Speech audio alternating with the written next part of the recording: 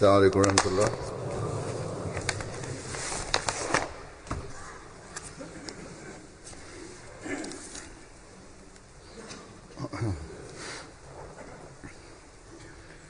أشهد أن لا إله إلا الله وحده لا شريك له وأشهد أن محمدا عبده ورسوله أما بعد فأعوذ بالله من الشيطان الرجيم بسم الله الرحمن الرحيم الحمد لله رب العالمين الرحمن الرحيم مالك يوم الدين إياك نعبد وإياك نستعين اهدنا الصراط المستقيم صراط الذين أنعمت عليهم غير المغضوب عليهم ولا الضالين.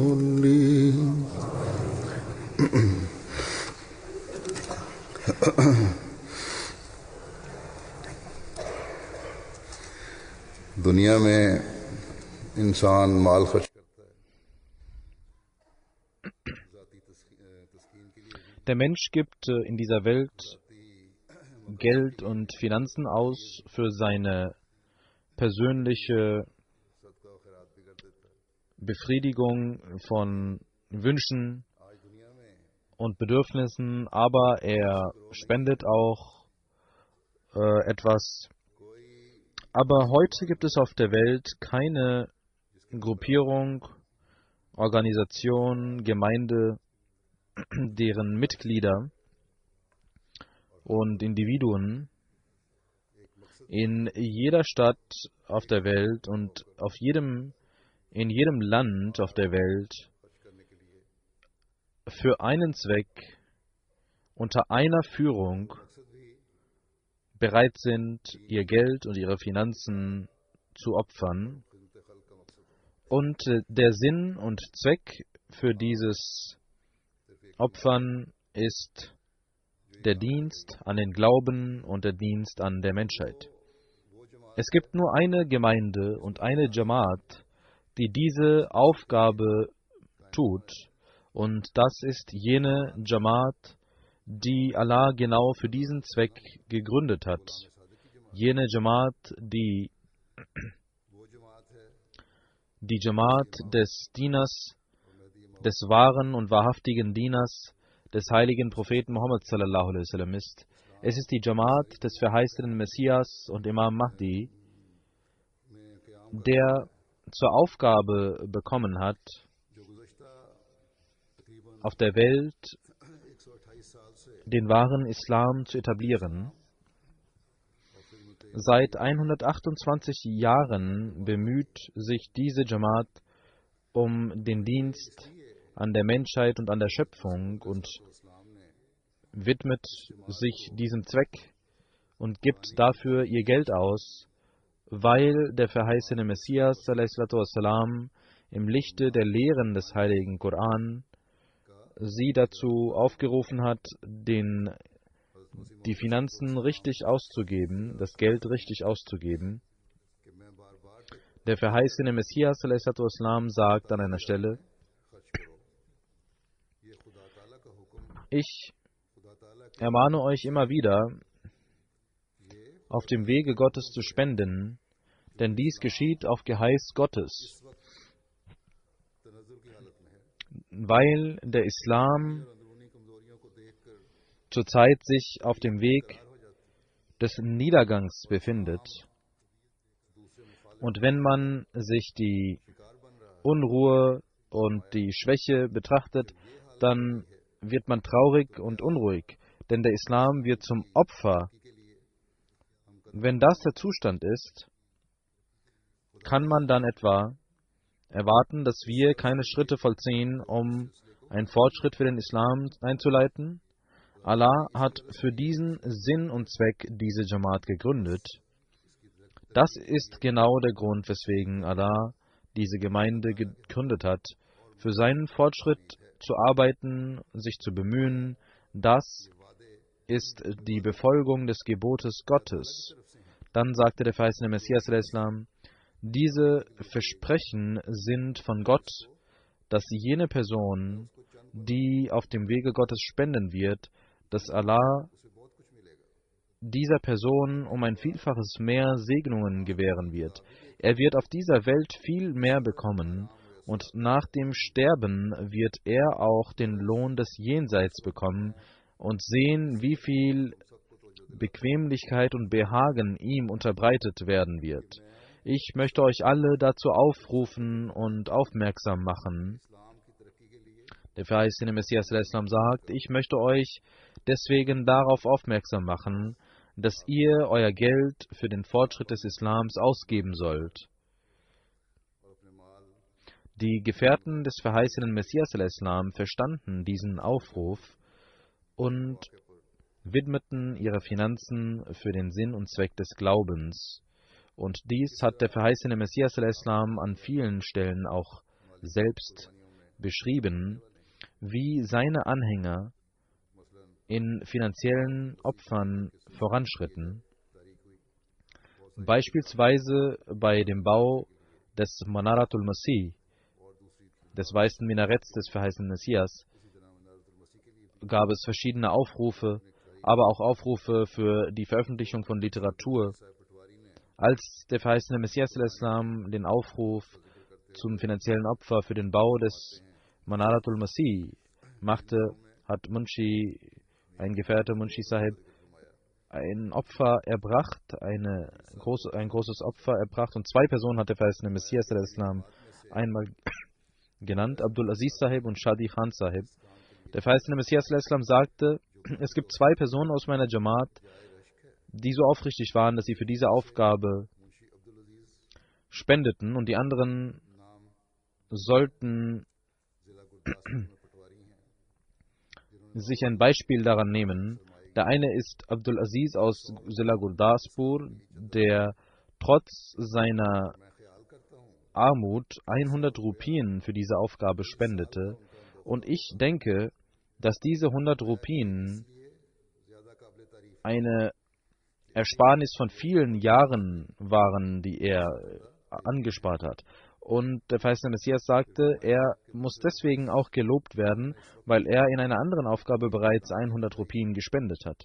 Dann sagte verheißene Messias, der zweite aufrichtige Mensch, der hier Mut gezeigt hat, ist Mia Shadi Khan, der Holzverkäufer aus Sialkot.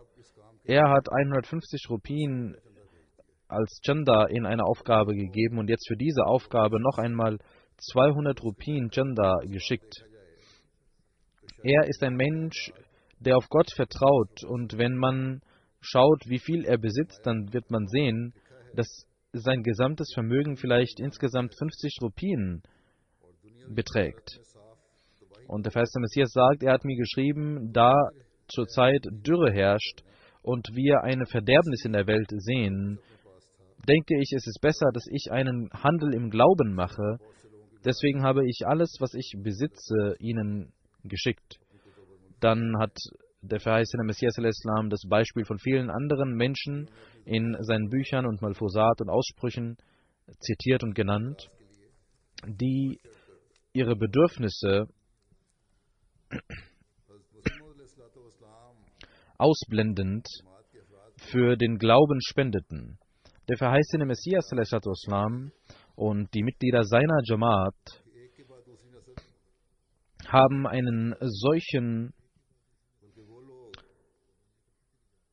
solche Leidenschaft für dieses Opfer gefunden, dass eine Generation nach der anderen diese Opfer erbringt und die Menschen, die weit weg in verschiedenen Gebieten leben, die später dazugekommen sind, die Neukonvertiten, auch sie nehmen sich ein Beispiel, wenn sie sich die Beispiele dieser Besurgs anhören oder sehen, für welche Aufgaben Opfer erbracht worden sind und Opfer notwendig sind. Und wenn sie das Wort Gottes hören, dann verstehen sie den Geist der Opferbereitschaft und zeigen selber ein solches Beispiel, dass man verwundert ist. Die durchschnittlichen Menschen sind noch viel höher in ihrer Stellung als die Reichen. Sie übertreffen diese, indem sie große Opfer erbringen. Sie denken nicht, dass unser kleines Opfer so klein ist, dass es vielleicht nichts bewirken wird, sondern sie verstehen das Wort Gottes, in dem Allah gesagt hat,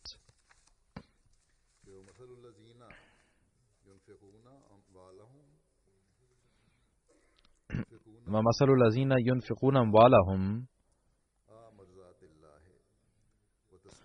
هُمُ ابْتِغَاءَ مَرْضَاتِ اللَّهِ وَتَثْبِيتٌ مِنْ أَنْفُسِهِمْ كَمَثَلِ جَنَّةٍ بِرَبْوَةٍ أَصَابَهَا وَابِلٌ فَآتَتْ أُكُلَهَا ضِعْفَيْنِ فَإِنْ لَمْ يُصِبْهَا وَابِلٌ فَطَلٌّ Wallahu bima ta'maluna basir. Das bedeutet, das Gleichnis jener Menschen, die ihr Geld für das Wohlgefallen Allahs von sich aus und um einander im Wetteifern zu übertreffen, ist wie ein Garten, welches sich auf einer Anhöhe befindet, und wenn ein starker Regen kommt, dann trägt es Früchte, und wenn ein starker Regen nicht kommt, dann reicht der Morgentau, und Allah sieht sehr wohl, was ihr tut. Diese armen Menschen und das Opfer dieser armen Menschen ist wie der Morgentau, diese Feuchtigkeit, die scheinbar klein ist. Dadurch wird der Garten des Glaubens bewässert, und durch die Segnungen Gottes trägt dieser Morgentau so viele Früchte, dass sie unzählbar werden. Wir sehen, dass wir eine arme Jamaat sind, aber überall auf der Welt für die Verbreitung des Islams und für den Dienst an der Menschheit arbeiten. Und durch die Segnungen Gottes sehen wir, dass Allah unsere Arbeiten auch segnet, so sehr, dass die Menschheit und die Welt verwundert ist, dass wir mit so wenig Mitteln so viel Arbeit geleistet haben. Das geschieht deswegen, weil diese Menschen jene sind, die Opfer erbringen, die versuchen, zu jenen Menschen zu gehören, deren Gleichnis Allah folgendermaßen gegeben hat, nämlich يُنْفِقُونَ أَمْوَالَهُمْ وَمُبْتِغَاءَ Mardatillah. Das bedeutet, sie spenden ihr Geld, um das Wohlgefallen Allahs zu erlangen. Und wenn das Wohlgefallen Allahs ihr Ziel ist, dann trägt diese Opferbereitschaft auch viele Früchte, und die Segnungen sind auch sehr groß. Wie ich eben gesagt habe, wir sehen heute unzählige Beispiele dieser Opferbereitschaft, und ich möchte einige Beispiele nennen. Tausende Meilen entfernt von Qadian, ein Mädchen, das die Jamaat akzeptiert. Schauen Sie, wie sich ihre Denkweise ändert und wie sie auf einmal versteht, was Opferbereitschaft bedeutet. Das Ereignis ist folgendermaßen, ich werde es in den Worten dieses Mädchens erzählen. Sie ist aus Uganda und studiert an der Universität.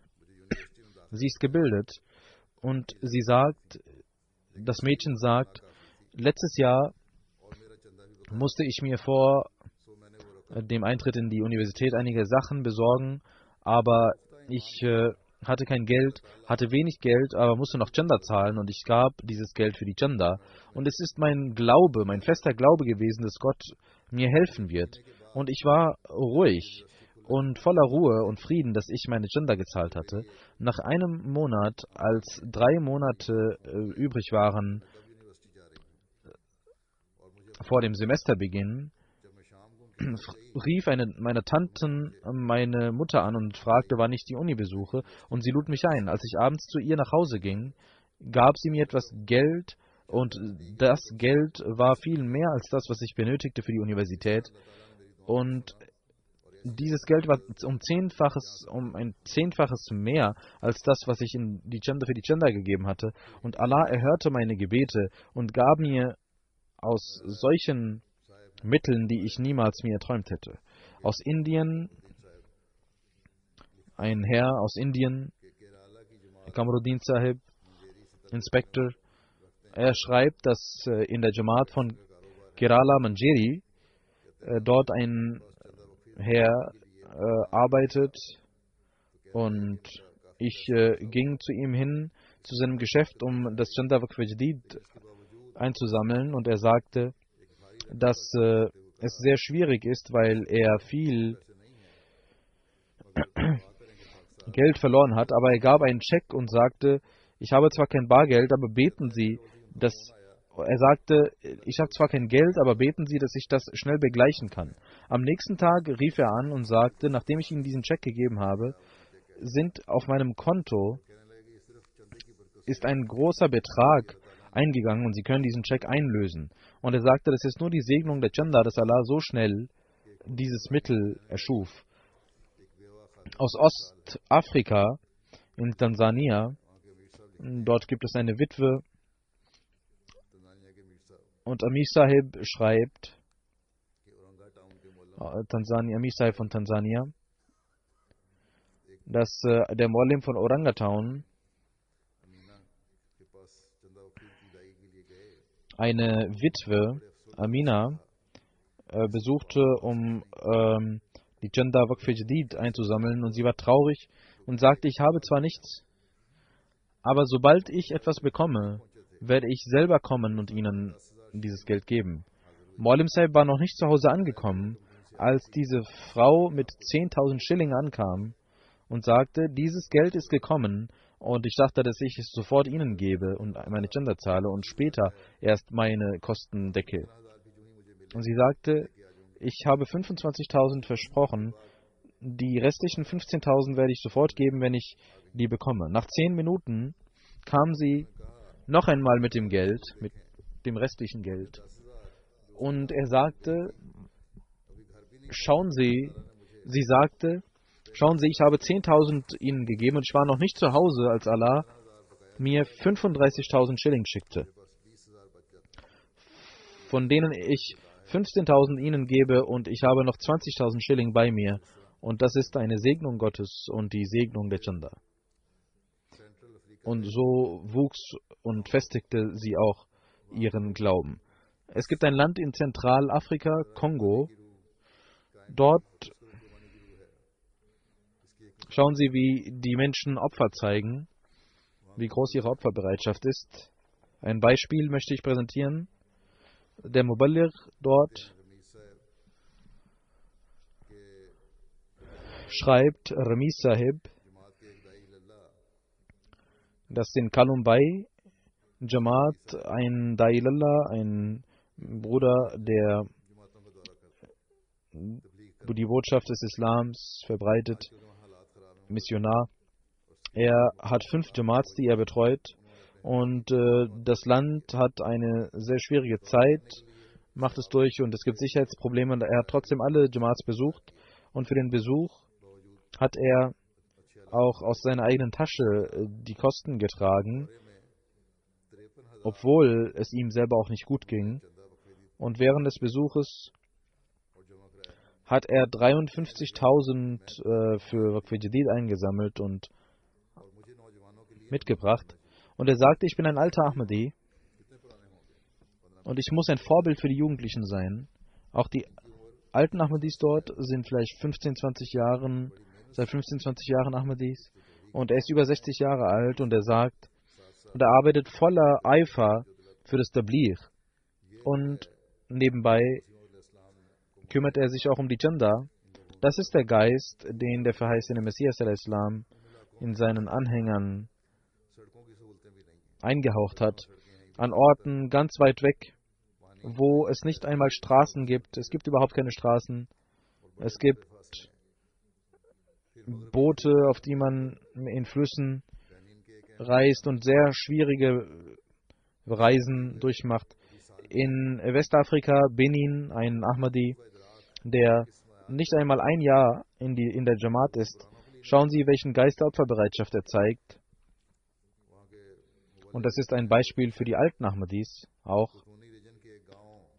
Der Muballigh Muzaffar Sahib schreibt, dass in der Region Katuni, in einem Dorf, Katambe, die Jamaat gegründet wurde. Und die Einwohner dort sind Fischer und leben von der Fischerei. Der lokale Missionar rief sie zu Chanda auf und ein Ahmadi, der finanziell schwach ist, hat sofort sich um diese Opferbereitschaft gekümmert und 1000 Franken geopfert. Und er sagte, obwohl es mir nicht gut geht, möchte ich nicht, dass die Jamaat, in die ich eingetreten bin, dass sie einen Aufruf macht und ich mich daran nicht beteilige. Die Bindung zum Khilafat und die Wirkung der Freitagsansprache ist auch sehr groß. Schauen Sie, wie die Menschen sich darauf aufmerksam machen. Ein Beispiel aus einem Land in Westafrika, Burkina Faso. Einige Jugendliche, die nicht seit langem Ahmadis sind, aber ihr Rang und ihr Niveau ist sehr hoch. Amin Baloch Sahib, ein Murabbi dort, schreibt, dass in der Region Benfora, als er am 30. Dezember die letzte Khutbah des Jahres 2016 über den Beginn des Neujahrs, haben einige Jugendlichen diese Khutbah gehört, die ganz neu waren. Und auch einige alten Ahmadis haben sofort nach der Khutbah sind sie nach Hause gegangen und alles, was sie für die Feier des Neujahrs gesammelt hatten, gaben sie in Waqf Jadid und sagten, da der Kalif der Zeit uns gesagt hat, wie wir das neue Jahr feiern sollten, möchten wir dies für die Chanda Waqf Jadid geben und nachts beten und so das neue Jahr feiern. Und 76.000 Franken Sifa gaben sie für die Chanda. In Westafrika, Elfenbeinküste, dort gibt es ein kleines Dorf, neue Ahmadis leben dort. Der Muallim schreibt aus Wake-Region, Mamadou Sahib, in einem Dorf unserer Region, Nyavugu, dort sind in diesem Jahr einige Mitglieder der Jamaat beigetreten, seit einem Jahr, und ich habe diese Naurubain dazu aufgerufen, in Waqf Jadid und in der Jalsa Salana teilzunehmen. Und ich erklärte diesen Naurubain, dass der Kalif der Zeit uns gesagt hat, dass alle Ahmadis in Tahrik Jadid und Waqf Jadid sich beteiligen sollten. Er sagt, ich dachte, dass einige Menschen etwas Chanda zahlen werden, weil dort viel Armut herrscht. Aber es war genau umgekehrt. Fast jedes Mitglied dieses Dorfes zahlte die Chanda Waqf Jadid.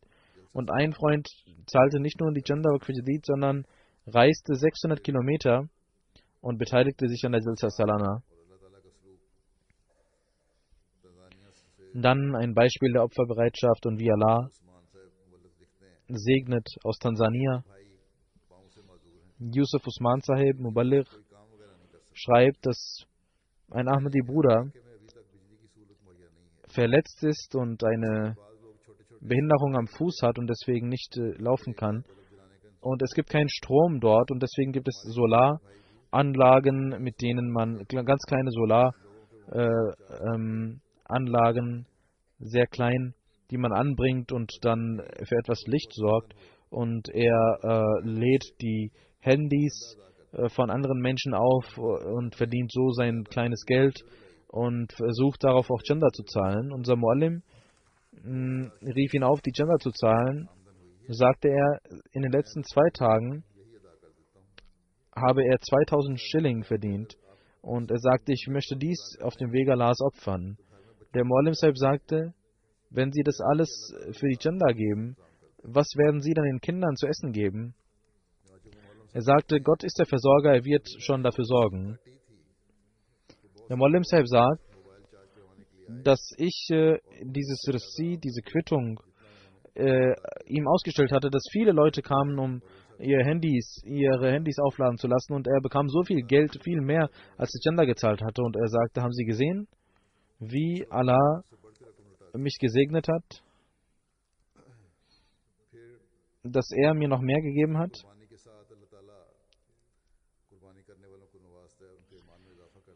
Schauen Sie, wie Allah die Menschen, die Opferbereitschaft zeigen, segnet. Einige weitere Beispiele in Tansania, Region Shiaga. Dort gibt es ein Mitglied der Jamaat, dessen Sohn Malaria bekam. Und er hatte nur 1500 Schilling. Der Sekretär Mal ging zu ihm nach Hause und rief ihn zu Chanda auf. Und er nahm dieses Geld sofort und gab es dem Sekretär Mal. Und er sagt, ich dachte, wo ich das Geld für das Medikamentkauf herbekommen würde, aber ich möchte für Allah spenden und Allah wird schon dafür sorgen. Aus einer anderen Stadt rief sein älterer Sohn an und sagte, ich schicke Ihnen 80.000 Schilling. Und er bekam das Geld.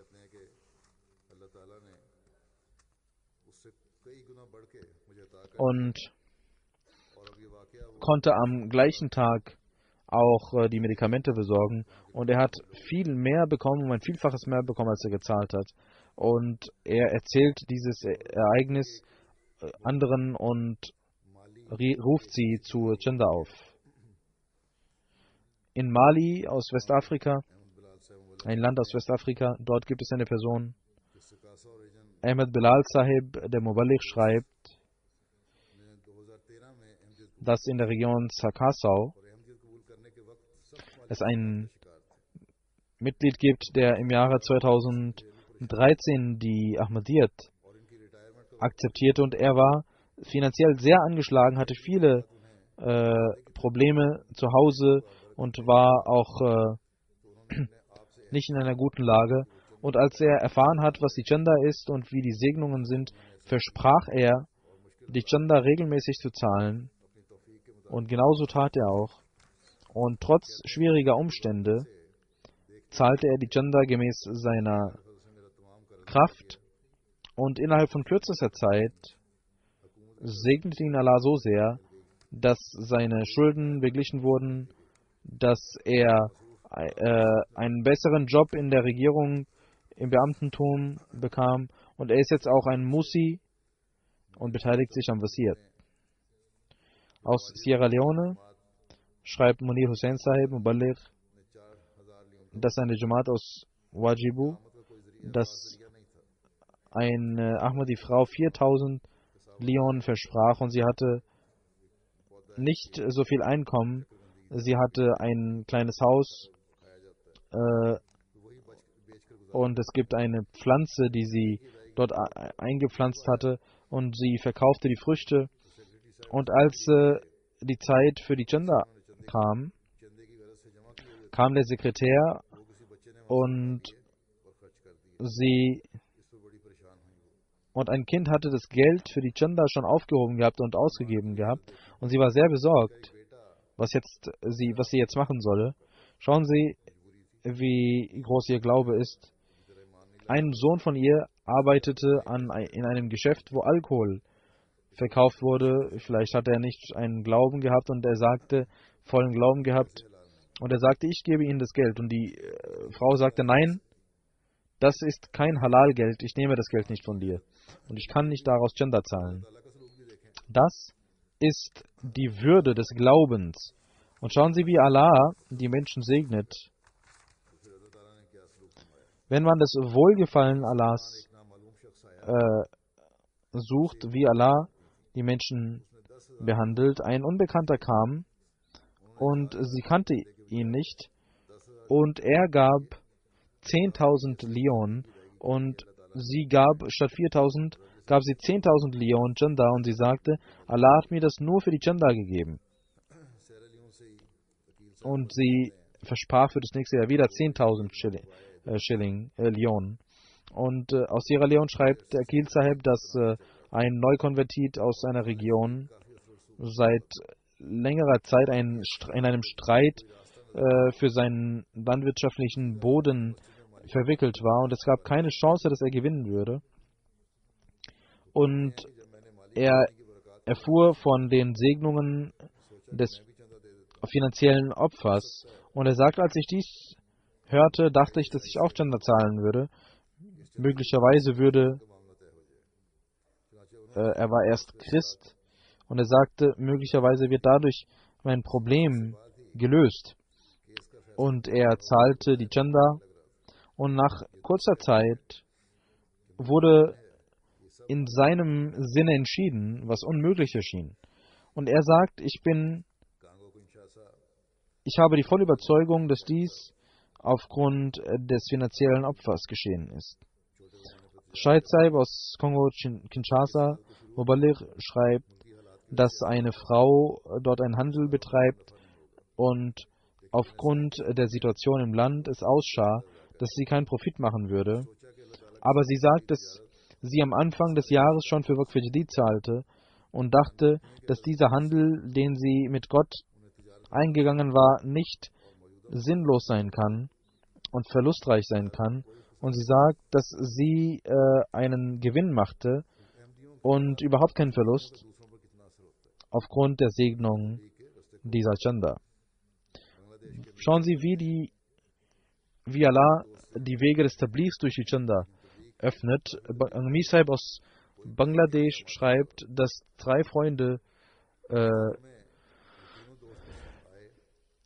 die Botschaft des Islams und der Ahmadiyyat bekamen, aber sie waren nicht bereit, Bai'at zu machen und sie kamen in die Moschee und während der Freitagsansprache ging es um Waqf Jadid und nach dem Jumma gab es Reihen, wo die Menschen Chanda zahlten und diese 3 Freunde, die nicht Ahmadis waren und die unter Tabligh standen, als sie dies sahen, wie das funktioniert, sagten sie, dass unsere Molvis schreien und die Menschen trotzdem nicht bereit sind, Chanda zu zahlen. Und hier wurde nur kurz darauf hingewiesen und die Menschen sind bereit, Chanda zu zahlen. Das ist der Geist des Islams. Und als sie das sahen, die 3 Freunde, machten sie sofort Bai'at und zahlten auch in Waqf Jadid ein.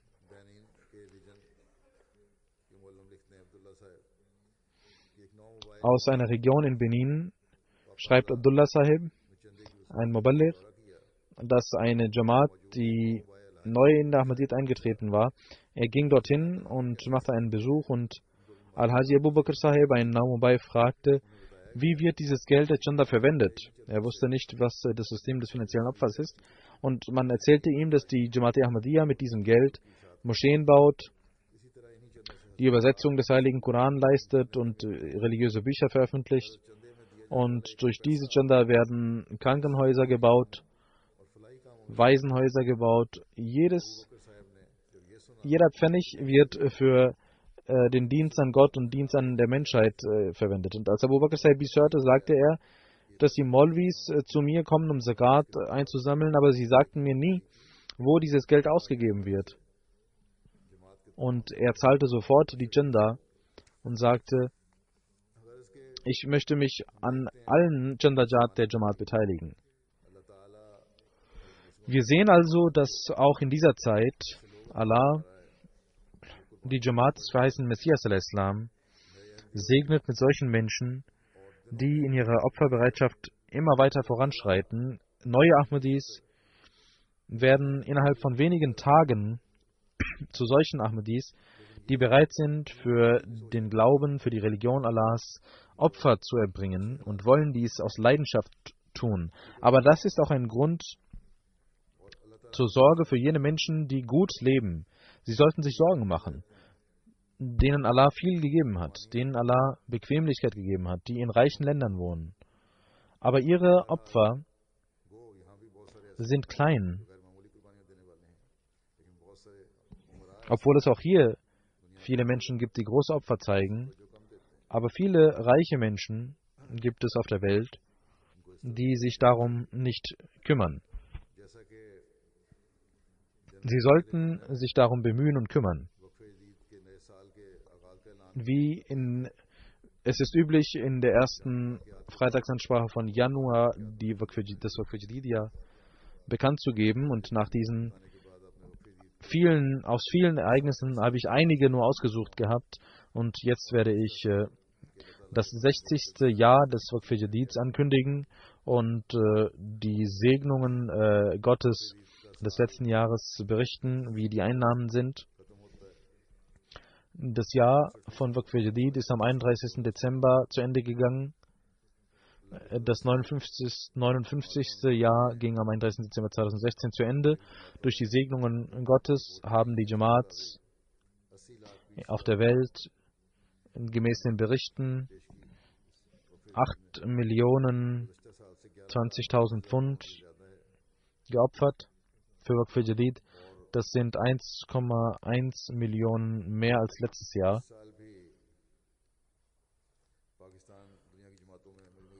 Pfund. Und auch dieses Jahr ist Pakistan in der ganzen Welt auf Nummer 1.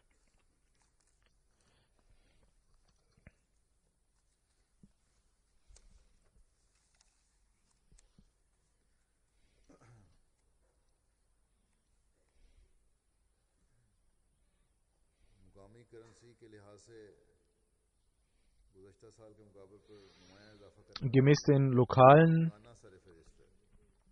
Währungen hat Ghana den größten Sprung gemacht in Afrika, das westafrikanische Land, und dann Deutschland, dann Pakistan, dann Kanada. In den afrikanischen Ländern haben vor allem Mali, Burkina Faso, Liberia, Südafrika, Sierra Leone, Benin große Opfer erbracht. Nach Pakistan insgesamt sind in den ausländischen Ländern die ersten 10 Jamaats die folgenden: 1 Großbritannien, Nummer 2 Deutschland, Nummer 3 USA, 4 Kanada, 5 Indien, 6 Australien, 7 eine Jamaat aus dem Mittleren Osten, dann Indonesien, dann 9 aus Mittlerem Osten und dann Nummer 10 Ghana und dann Belgien und die Schweiz. Pro Kopf Einkommen Nummer 1 USA, Nummer 2 Schweiz, Nummer 3 Finnland, Australien, Singapur, Frankreich, Deutschland, Trinidad, Belgien und Kanada. Obwohl Großbritannien Nummer 1 ist gemäß dem Pro-Kopf-Einkommen Großbritannien ganz weit hinten. Durch die Segnungen Gottes sind 1,3 Millionen Menschen haben sich an Waqf Jadid beteiligt. Das sind über 100.000 mehr als letztes Jahr. In Kanada, Indien und Großbritannien. Danach haben Guinea-Conakry, Kamerun, Gambia, Senegal, Benin, Niger, Kongo, Kinshasa, Burkina Faso und Tansania haben viel Arbeit geleistet. Und Nigeria hat nicht sich sehr darum gekümmert, obwohl sie eine große Jamaat sind. Wenn die Anzahl genauso wäre wie letztes Jahr wäre, auch einige anderen Länder, dann wäre Nigeria auf Nummer 1, dann wären 1,4 Millionen dazugekommen. Das bedeutet, dass in Nigeria große Schwäche gezeigt wurde oder die Berichte nicht richtig eingegangen sind oder nicht richtig gesammelt wurden. Was die Aufrichtigkeit der Mitglieder der Jamaat angeht, da gibt es keine Minderung, ob in Afrika oder woanders. Man hat sie nicht richtig erreicht, die Menschen. Und die Sekretäre sind schwach in der Regel. Aus Rabwa hat mir jemand geschrieben, dass der Sadr Mohalla zu ihm kam und sagte, Sie haben kein Versprechen in Waqf Jadid und auch nichts eingezahlt. Und er sagte, wie kann es sein, ich zahle immer regelmäßig. Und er sagte, dass unser Secretary Waqf Jadid so schwach war, dass er kein Versprechen einnahm und auch nicht einsammelte, das Versprechen. Und das bedeutet, dass die Sekretäre so schwach sind, dass die Menschen deswegen außen vor bleiben. Und genauso geschah es wahrscheinlich in Nigeria. Genauso in den USA hat sich die Anzahl verringert, obwohl es da keinen in Nigeria und in den USA überhaupt keinen Grund dafür gibt, warum weniger eingezahlt wurde. Aber wie ich gesagt habe, Amerika hat Mashallah den Pro-Kopf-Einkommen gesteigert, das Pro-Kopf-Einkommen, und dadurch sind sie auf Nummer 1. Genauso jene Länder sollten sich darum kümmern, die sich verringert haben im Vergleich zum letzten Jahr, und sie sollten ihre Schwächen analysieren. Die Menschen sind nicht schwach, sondern diejenigen, die Verantwortungen haben, sind schwach. Es gibt ein Chanda Baleran in Waqf Jadid. Pakistan ist in den Jamaats von Pakistan ist Lahore, Rabwa und Karachi an erster Stelle. Und danach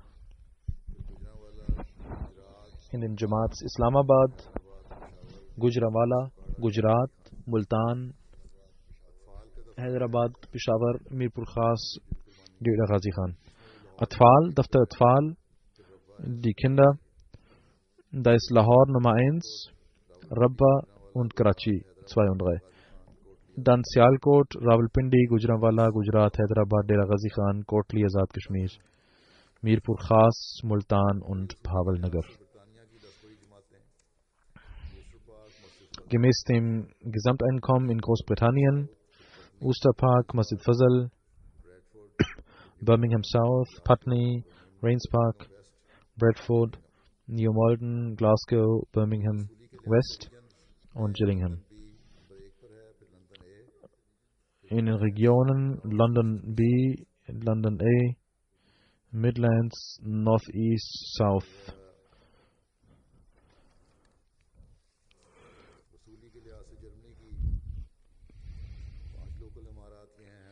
In Deutschland die Jamaats gemäß dem Einkommen, die 5 Local Amarats Hamburg Nummer 1, dann Frankfurt, dann Wiesbaden, Mörfelden, Walldorf, Dietzenbach und die Jamaats gemäß dem Einkommen Rödermark, Neuss, Friedberg, Nidda, Flörsheim, Hanau, Köln, Koblenz, Langen und Mehdiabad.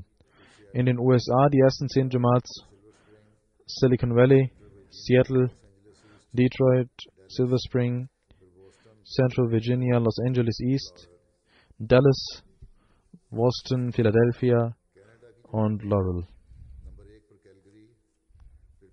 In Kanada, Calgary, Peace Village, Vaughan, Vancouver, Mississauga.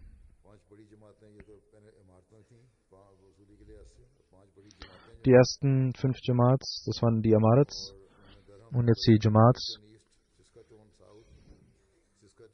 Durham, Milton East, Saskatoon South, Saskatoon North und Windsor. Leidminster, Ottawa West, Ottawa East und Barrie, Regina.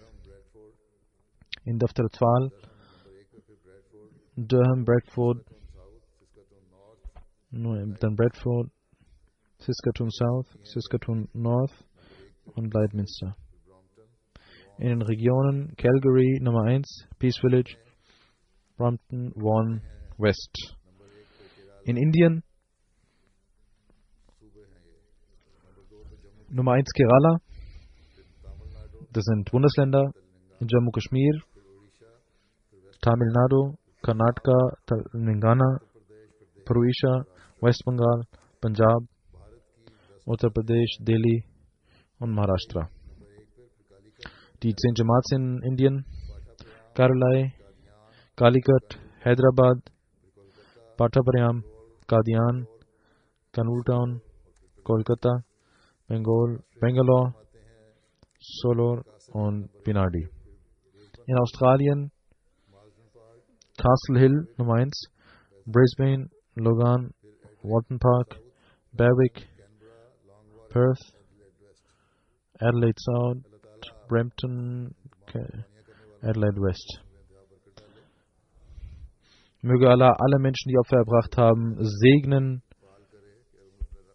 auf Äußerste und auch den Amtsinhabern die Möglichkeit geben, aktiv zu werden und richtig zu arbeiten und die Schwächen zu beseitigen. Vor allem sollten wir bei den Mitgliedern mehr tun. Das Geld wächst zwar, aber es ist wichtig, alle daran zu beteiligen, auch wenn sie mit wenig Geld daran sich beteiligen. Jeder sollte daran teilnehmen. Ich werde nach den Gebeten 2 Janazah verrichten. Das erste Janazah ist von Frau Asma Tahira Saiba, Frau von Mirza Khalil Ahmed Sahib. Sie ist am 23. Dezember 2016 im Alter von 79 Jahren verstorben. Inna lillahi wa inna ilaihi raji'un. Juni 1935 ist sie in Bhavalpur geboren. Abdul Baki Sahib war ihr Vater.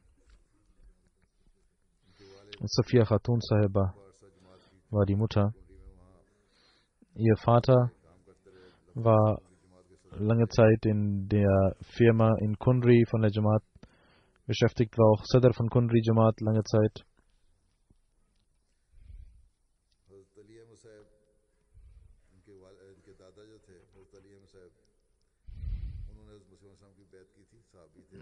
Ihr Großvater Hazrat Ali Ahmed Sahib war ein Gefährte des verheißenen Messias al-Islam und das Ereignis seines Bets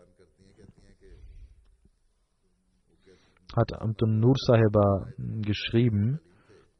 Sie sagt, dass er nach Qadian kam und er war in der 9. Klasse. Auf dem Bahnhof von Amritsar versuchte Maulvi Muhammad Hussain Batalvi ihn daran zu hindern, zu gehen. Und er antwortete, Maulvi Sahib, meine Mutter hat gesehen, dass die Sonnen- und Mondfinsternis stattfand und ich sollte nach Qadian gehen, um dies zu überprüfen. Und ich habe jetzt gesehen, dass ein solch großer Maulvi wie Sie Zeit verschwendet, um uns daran zu hindern, zu dem verheißenen Messias zu gehen. Das zeigt mir, wie wahrhaftig er ist. Und das zeigt mir, dass Hazrat Mirza Sahib wahrhaftig ist. Am 6. Januar 1964 wurde sie mit Mirza Khalil Ahmed Sahib verheiratet. Mirza Khalil Ahmed Sahib war der Sohn von Hazrat Muslim Maud Radhiyallahu Ta'ala Anhu und war der Enkel von Hazrat Khalifatul Masih dem Ersten, war also der Sohn von Hazrat Sahib Zadi Amtul Hayy Begum Sahiba.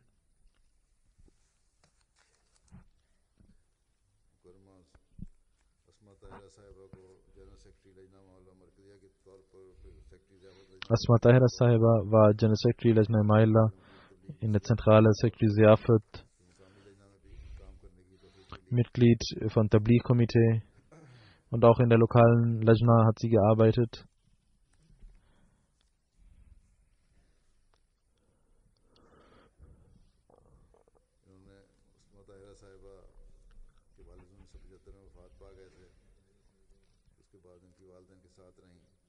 Ihr Vater ist im Jahre 1975 verstorben und sie war mit ihrer Mutter lange Zeit. Und Asma Tahira Sahiba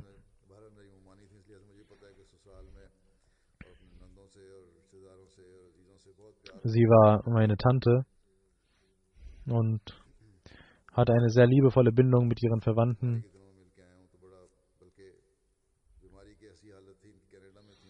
Und als ich sie traf während der Krankheit, sie war in Kanada, als ich dort war, habe ich sie getroffen und sie konnte sich nicht bewegen, aber ihre Demut war so groß, dass sie sagte,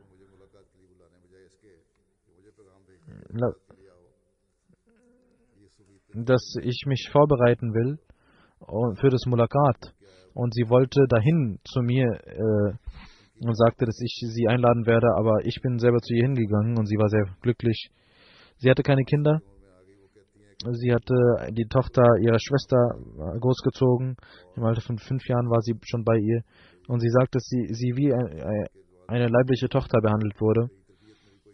Und hat auch bei der Verheiratung, bei der Hochzeit alles getan und für meine Erziehung alles getan. Und sie rief mich immer dazu auf zu beten und hatte einen Glauben, dass Gebete erhört werden, und liebte die Kinder, achtete auf ihre Erziehung und pflegte zu sagen, dass du die Kinder in die Moschee bringen solltest, dann werden die Kinder niemals verloren gehen, und sagte immer, dass du mit der Jamaat verbunden bleiben solltest. Die Tochter sagt, dass sie mich auch dazu aufrief, Wasiat zu machen.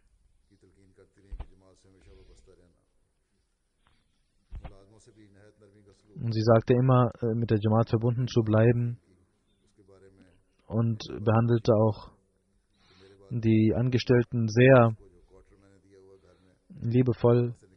Und sie sagte zu dieser Tochter, dass sie gut behandeln soll. Möge Allah mit Vergebung und Barmherzigkeit sie in Vergebung und Barmherzigkeit umhüllen. Das zweite Janaza ist von Chaudhry Hamid Nasrullah Khan Sahib. Er ist im Alter von 83 Jahren in Lahore am 4. Januar verstorben. Inna lillahi wa inna ilaihi raji'un. Chaudhry Hamid Nasrullah Khan Sahibs Großvater war Chaudhry Nasrullah Khan Sahib, ein Gefährte des Feisten Messias al-Islam, und sein Opa mütterlicherseits war Chaudhry Fatima Husyal Sahib, ebenfalls Gefährte des Feisten Messias al-Islam. Sein Vater Chaudhry Abdullah Khan Sahib war lange Zeit Amir von Karachi. Chaudhry Zafrullah Khan Sahib war sein Onkel, Bruder von seinem Vater und auch Schwiegervater von ihm. Im Jahre 1964 heiratete Hamid Nasrullah Khan Sahib Abdullah Sahib, Tochter von Chaudhry Zafrullah Khan Sahib, und Mustafa Nasrullah Khan, Ibrahim Nasrullah Khan sind seine Söhne. Ein Sohn verstarb im Alter von 16 Jahren und Aisha ist seine Tochter. Chaudhry Hamid Nasrullah Khan Sahib heiratete die Tochter von Chaudhry Zafrullah Khan Sahib, die aber vorher mit Ijazullah Sahib schon verheiratet war, früher. Und Ahmed Nasrullah wurde in Lahore, ein Sohn, wurde in Lahore zum Shahid, zum Märtyrer.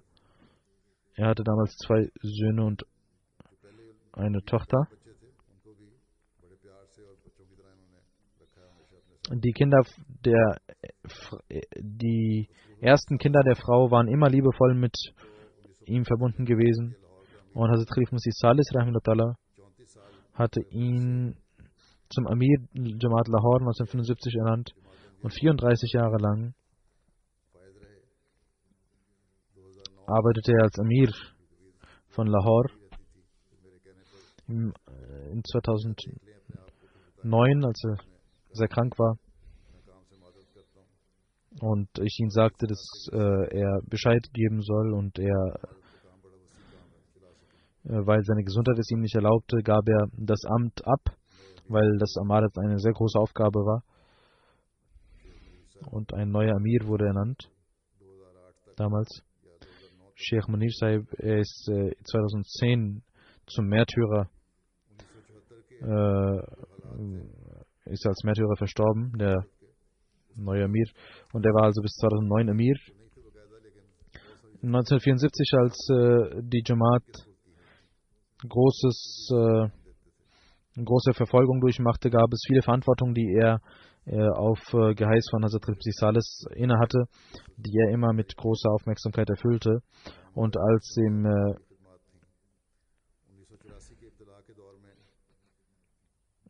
höchsten Gericht, beim obersten Gericht, hat er auch gedient, und im Verfassungsgericht von Lahore hat er auch, als gegen die Jamaat dort Verfahren liefen, hat er geholfen und gedient. Und er hat Hazrat Khamsi Rabi rahmatullah begleitet von Rabwa nach London, von Rabwa nach Karachi. Soweit ich weiß, ist er sogar das Auto gefahren von dem 4. Kalifen. Und in Daruzikr Lahore hat er viel entwickelt. Und diese Entwicklung läuft noch an, diese Konstruktion, und viel wurde da in seiner Zeit gearbeitet. Er hat in Lahore viele Moscheen bauen lassen. Die Jamaat Ahmadiyya Lahore hat viel Opfer erbracht in seiner Amtszeit. Seit 32 Jahren war er auch Sadr von der Fazl Umar Foundation. 1984, während der Reise von Pakistan nach England, hatte er die Möglichkeit gehabt, mit Hazrat Khalid Rabi rahmatullah zu sein.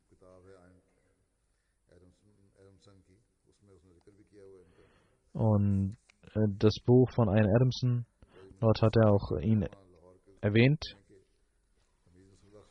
Chaudhry Munawwar Sahab, Sekretär Muriama von Lahore, schreibt, Hamid Nasrullah Khan Sahib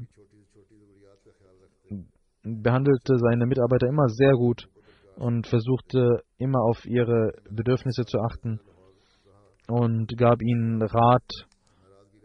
Er sagt, ich war 9 Jahre Qaid-Zilla Lahore und niemals hat er sich beschwert, und er hat uns immer in der Khuddam al-Ahmadiyya geholfen. Und es gab Ijtimaat von Lahore, 5 Ijtimaat von Khuddam al-Ahmadiyya außerhalb von Lahore, wo er uns immer half und viele Ratschläge gab. Chaudhry Hamid Nasrullah Khan Sahib war auch ein sehr guter Organisator und versuchte die Aufgaben immer zeitgerecht zu machen und besuchte die Jamaats und hatte eine persönliche Bindung mit den Sadrane Halqa und behandelte seine Amla-Mitglieder als Freunde und als Helfer. Hakim Tariq Sahib sagt, dass er einen ganz hohen Gehorsam gegenüber dem Khilafat besaß und er behandelte seine Mitarbeiter sehr liebevoll und vertraute ihnen und gab ihnen viel Ehre.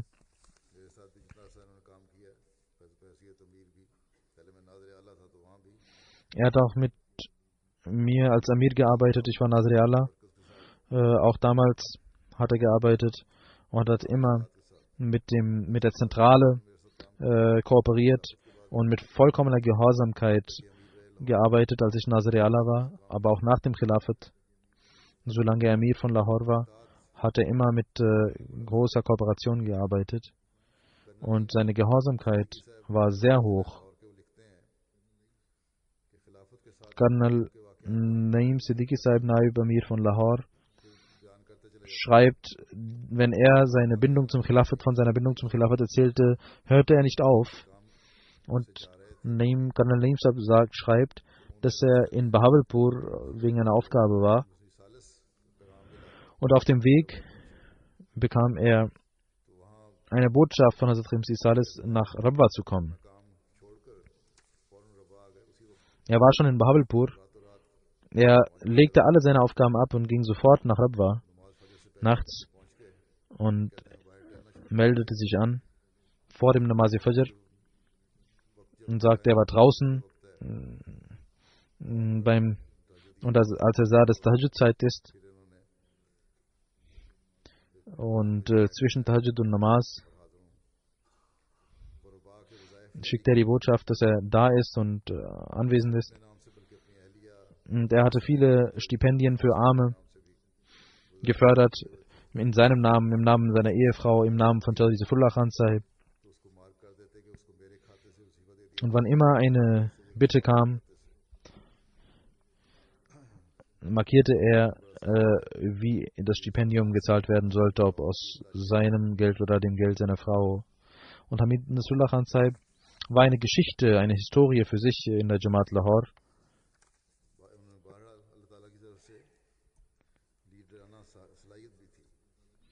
Er hat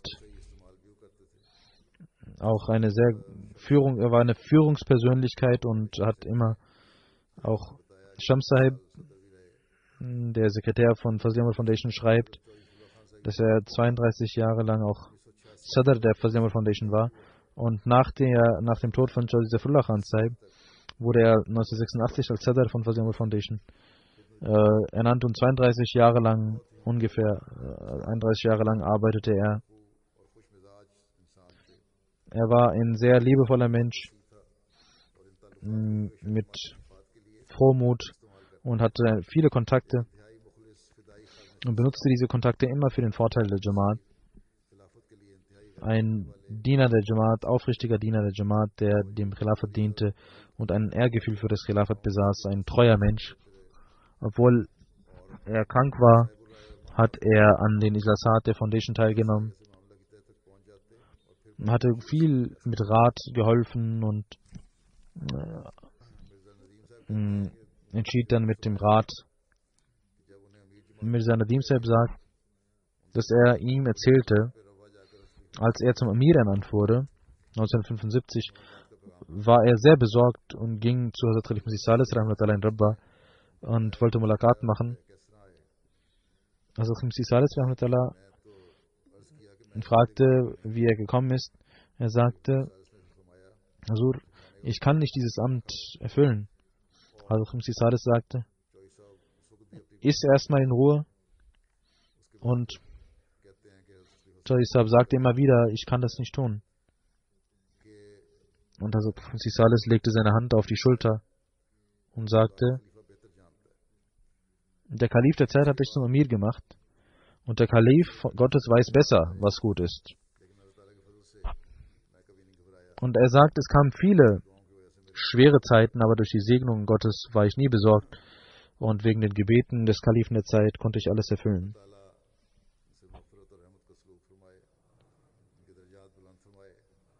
Möge Allah ihm vergeben, mit Barmherzigkeit erfüllen, seine Ränge erhöhen und seinen Kindern die Kraft geben, mit der Jamaat verbunden zu bleiben und seine guten Taten immer weitergehen lassen. Alhamdulillah nahmaduhu wa nasta'inuhu wa nastaghfiruhu wa nu'minu bihi wa natawakkalu alayhi ونعوذ بالله من شرور أنفسنا ومن سيئات أعمالنا من يهده الله فلا مضل له ومن يضلله فلا هادي له ونشهد أن لا إله إلا الله ونشهد أن محمدا عبده ورسوله